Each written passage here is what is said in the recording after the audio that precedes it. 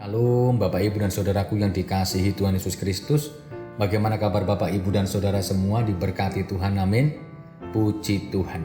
Firman Tuhan menyapa kita dalam Matius pasal 11 ayat 20a demikian. Lalu Yesus mulai mengecam kota-kota yang tidak bertobat. Saudaraku, ada pepatah Jawa, diwenehi ati ngrogoh rempelo. Peribahasa Jawa ini menunjukkan kepada orang yang ditolong tapi masih mengharapkan yang lain sehingga membuat jengkel orang yang menolong.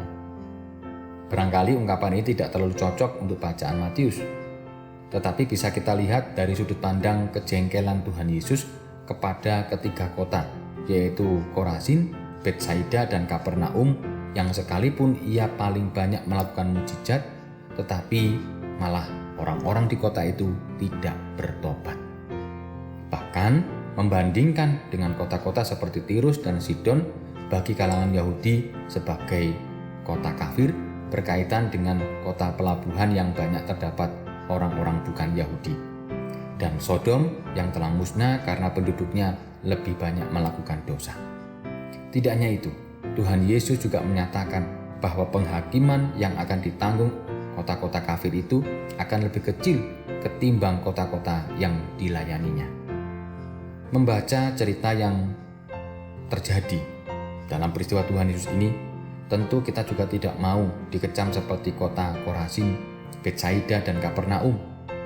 Oleh karena itu, bacaan kita mengajak kita untuk merenungkan kembali berapa banyak mukjizat yang telah kita terima dari Tuhan setiap harinya. Mungkin tidak perlu yang spektakuler. Kita bisa hidup, bisa bertahan, bisa bernafas. Ini adalah mukjizat dan tentu itu tidak terhitung. Oleh karena itu, mari kita segera senantiasa memperbaiki diri dan bertobat. Jangan sampai kita dikecam oleh Tuhan Yesus sebagai orang-orang yang tidak tahu diri. Barangkali timbul pertanyaan, mukjizat Tuhan Yesus yang terjadi seperti apa sih?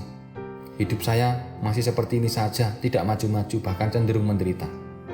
Mukjizat Tuhan baru nyata dan saya terima kalau saya mampu mengubah hidup saya. Itu yang mungkin kita pikirkan. Tetapi jangan gegabah. Kita masih diberikan kesempatan hidup. Itu adalah salah satu mukjizat Tuhan yang tidak bisa digantikan dengan uang senilai berapapun. Maka mari kita bertobat, dan lihatlah ketika kita bertobat, penyertaannya selalu ada bagi kita. Kiranya Tuhan menolong dan memberkati kita. Mari kita berdoa. Tuhan, ajari kami untuk kami senantiasa bertobat dan semakin mengerti kehendak-Mu. Tolonglah kami untuk kami dapat semakin hari semakin sempurna di hadapan Tuhan. Di dalam nama Tuhan Yesus Kristus kami mohon penyertaan-Mu. Amin.